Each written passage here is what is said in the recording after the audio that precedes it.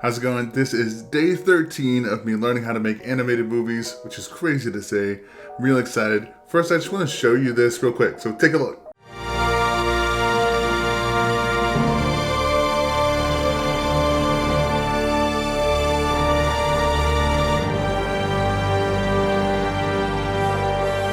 Okay, I made that. It makes me very, very happy. Let's jump in and break it down. Here we are in Blender. And this might look really crazy, but I have multiple cameras set up. Now, the reason I have multiple cameras set up, you saw the 4 different shots in the video I played before. I just set up a different camera for each of those shots. I could have moved this one camera around, but then if I wanted to go back and do anything to the other shot, it would be ruined. So this is part of the joy of playing in 3D with make-believe things in cameras, is that I can have as many cameras as I freaking want. So take that, live television. And so yeah, if I hit play on this, you'll actually see all the different cameras are moving, and that way it's like the scene just keeps playing over and over again. All right, next up, I did a lot of drawing, of studying Mulan today, and I got so many new characters. Okay, so here we are. We left off with our bad dude. He set all the fires, and then boom, we come to the palace. The doors open. We see an awesome, cool place. Dude walks in, comes with his guards. Hey, what's up? Things are in danger. If you don't do something quick, bad things will happen. Then we get the awesome advisor guy, who is such a cool and interesting face. I mean, look at this guy. And then we get our emperor. Very interesting. Very fun to draw, lots of cool stuff and details. I had fun drawing his hands, his clothing, his beard, and then I did a little thing where I tried to show his eyes both where he looks dead on, but also like implying he looks left and showing him at rest, but then also showing like he quiets him, and that's the face he gets. And then the response comes from the dude who's trying to warn him and say, you need to get a big army together, otherwise bad things will happen. And then he just has the most stern, epic face. I freaking love this face. It's so cool. I love this character design. And I'm also just really proud that it actually looks like him. Actually, this whole day was really good. Like, I felt like I've gained more powers. Just looks freaking cool. But let's keep it going. So, he looks at him all stern and stuff, and he says, your goal is not to build this crazy army and protect me. You need to protect my people. And so this is dude kneeling. Emperor starts walking down the steps, and then I love the framing of the shot. He is above the dude, which, you know, in storytelling, visual language, if you're above, you're more powerful, more authority. And so this is a really great time to be able to show that off, which is really fun. And then he does this little monologue where he talks about like single grain of rice. You know, one man might be the difference between victory and defeat.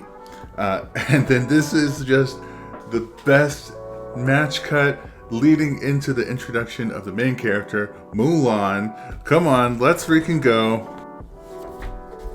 Rice, single grain of rice. Boom, Mulan. Such a cool scene. Such a great transition to get us into the main character. Also, really fun to draw. I learned so much about character design. Okay, so let's go back through right now, and I'll show you a few things that I learned, a few things I struggled with, and we'll kind of go from there. First off, I usually rush myself when trying to do little environment studies, and even though these were really small, so therefore I didn't spend as much time and detail into it, I really tried to take my time and get the dragon look on the door, the crest of the door, and I really tried to also get the big palace room pretty right. And I have to say, I'm pretty proud of myself. I tend to go more scribbly. If you saw the ones I did of Studio Ghibli, whatever. If you saw the ones I did at that, the environment scenes are where I struggled the most, right? So all I'm saying is I'm proud of myself. Okay, let's back to it. So guard characters, very similar to the first guard character. I love how in this movie they do these simple shapes, but then you essentially carve out the shapes, and that's a theme that goes across this whole deal. This character, the leader dude, I love how his head is like this boxy thing, and then this is like a boxy thing. He just has a great design language that carries through. And then the other thing I saw here, this is really interesting, so interesting, I need to get the pen out as my pointer wand. If you look at like these V's in his hair, the V's in the cloak, they're very consistent.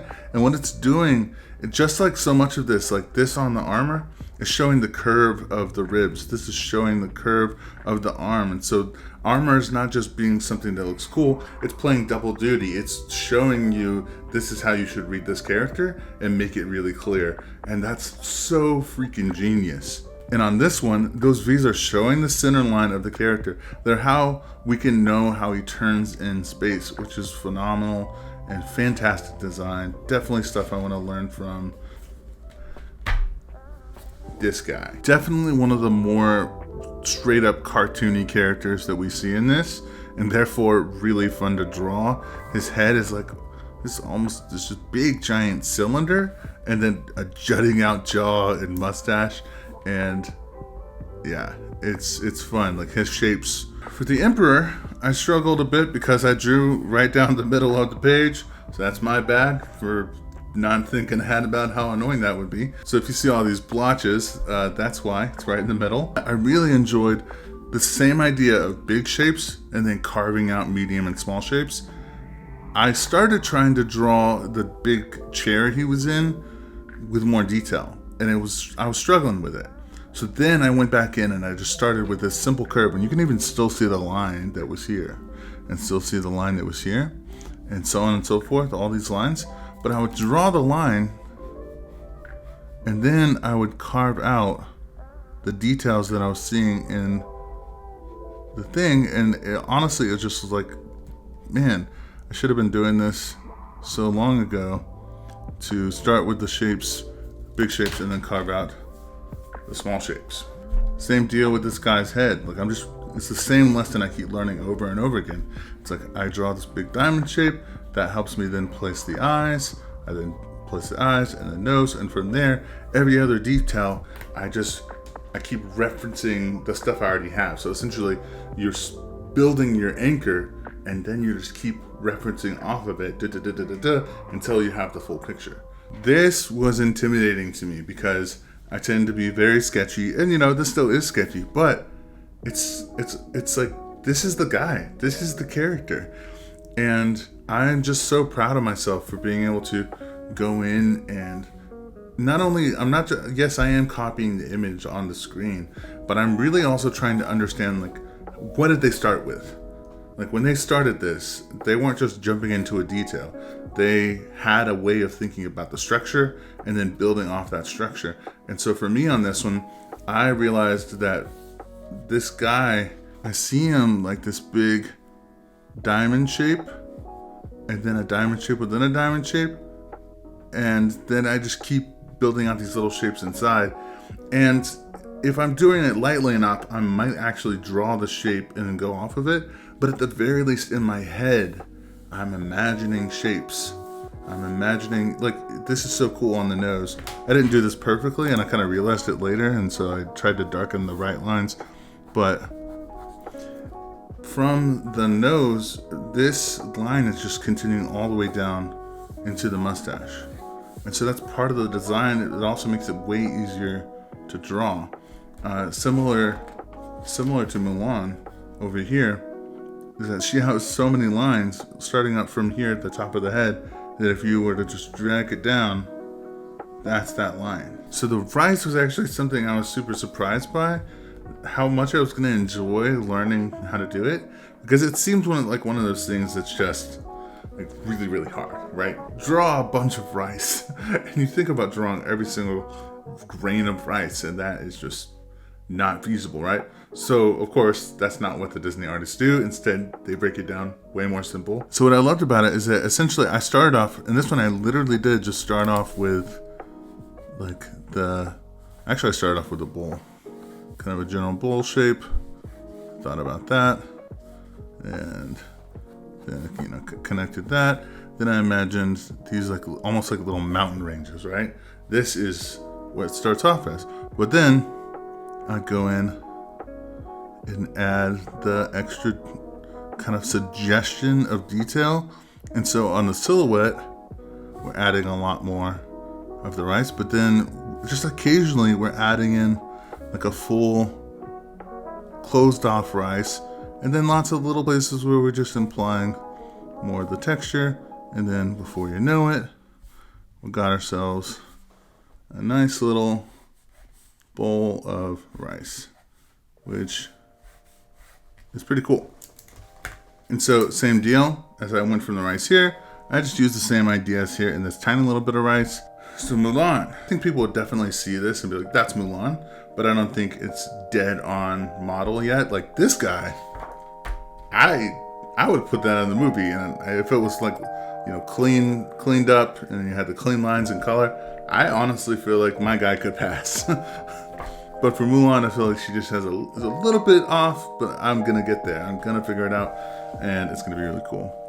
Struggled a little bit with the hand. As you can see, this is just examples of me not getting it right and then having to fix it. I didn't fully understand this sizing between her and the arm, but when you start to see like the rhythms again, it's like whew, shoo, whew. And just a few lines, you've got this character. And same deal here. We've got the line of the hair. If I continue that down, that's the line I used to kind of separate her chest from her arm. And then we follow that line but there. And it's just really cool. Even from kind of the eyes, I'm using eyebrow goes down to points to the nose. Eye goes down, points to the nose. This center line from the hair is cut through the nose right here, cuts through the middle of the lips, goes to the chin, you know, so on and so forth. There's just so many little places. Really cool. I feel like I'm growing a lot as an artist, and I can't wait to keep drawing more Mulan. At some point, I'll probably switch it up and draw some other stuff. Maybe some Avatar: Last Airbender, maybe some anime. There's a lot of different things I really want to learn from, but so far right now, Mulan is kind of getting everything for me. I'm learning to draw Asian buildings and architecture and people and clothes. That's exactly what I need to be doing for my Kung Fu Revenge fantasy story, so let's freaking go. Today was also a comic day, and so I've already written my comic, but visually with scribbles.